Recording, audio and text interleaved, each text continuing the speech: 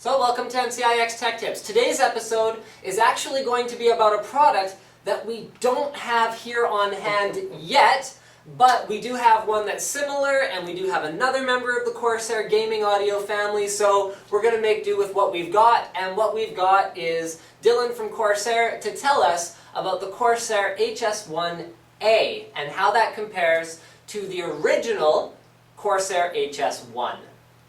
Okay, well, set the Wayback Machine to September of 2010. Corsair got into the audio business with the HS1. It got tremendous reviews, and I think really opened up a lot of people's minds about how good a gaming headset can be. Now, it wasn't rocket science, as they say. It was just we concentrated in two key things. Make it comfortable for long-term wearing, and make it sound good because it's all about the audio. Now, the HS1 had a USB configuration, and a lot of Corsair's customers said, that's great, I'm sure it sounds awesome, but where's the one for my sound card? I mean, guys who spend all this money building the really nice rigs, they put in really nice sound cards. So, in January, to nobody's surprise probably, we announced the HS1A. The A stands for analog because it has a couple of 3.5mm analog connectors. The same great design, same focus on comfort, the same 50mm drivers, the same Circumaural design, making sure it doesn't touch your ears and bug you after about hour 3. In other words, identical form factor, slight ID changes with the coloring, but you plug it into your sound card. So show us which parts of it are going to be changed versus the HS1. Like you said, there were a couple color changes? Well, they're more alike than they are different. I'm holding the original HS1, the USB version here, and the main panel here is silver. On the new analog HS1A, we are painting this black. It's a nice fingerprint-resistant black. Okay, and any other changes with respect to the physical headset other than, well, obviously the absence of a USB connector in the HS1A?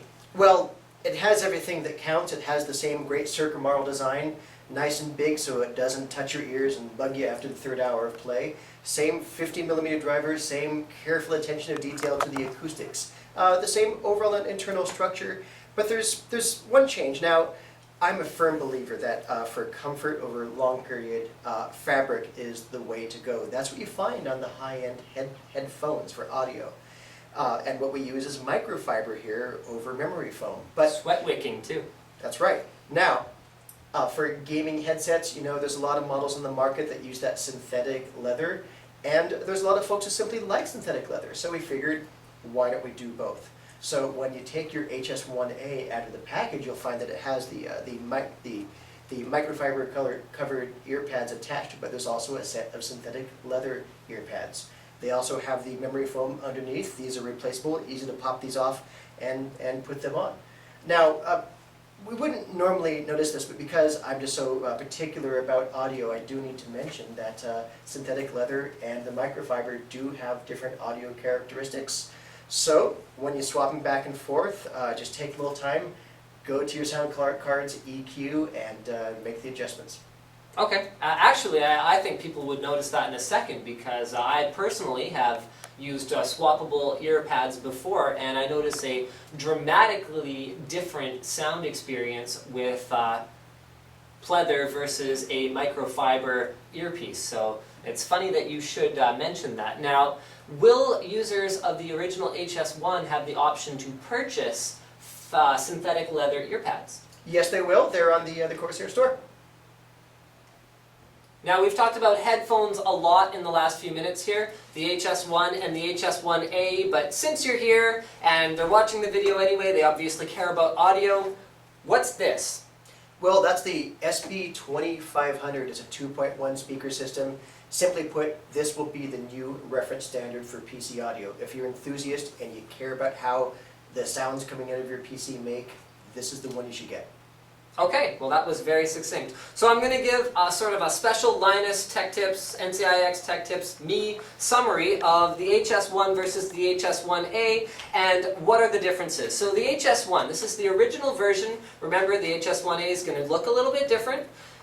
Comes with a USB sound card. So it's a $20 difference for the HS1 versus the HS1A. That is, the HS1 costs about 20 bucks more, and what you get is a USB connector. You have, both of them have inline audio controls, although they do look different. So this is the HS1 version, not the HS1A version. Okay? So what does that mean? Basically it means that if you're running a laptop, or if you're running the onboard audio on your motherboard, or anything like that, if you're buying this headset and you want the best possible audio experience with 50mm drivers, comfortable ear pads, all of that good stuff, buy an HS1 unless you have the intention or you have already invested a significant chunk of money into a high-end PC sound card. Because the reality of it is that USB sound card that Corsair is including with their headset is going to be better than pretty much any onboard solution. But if you're investing a ton of money into a sound card, well, you're going to want to use it. So you might as well save 20 bucks on the headset, grab the HS1A, and then you can get basically the right tool for the right job. So I just want to say a big thanks to Dylan for coming out here from Corsair, and thanks to you guys for watching NCIX Tech Tips. Don't forget to subscribe.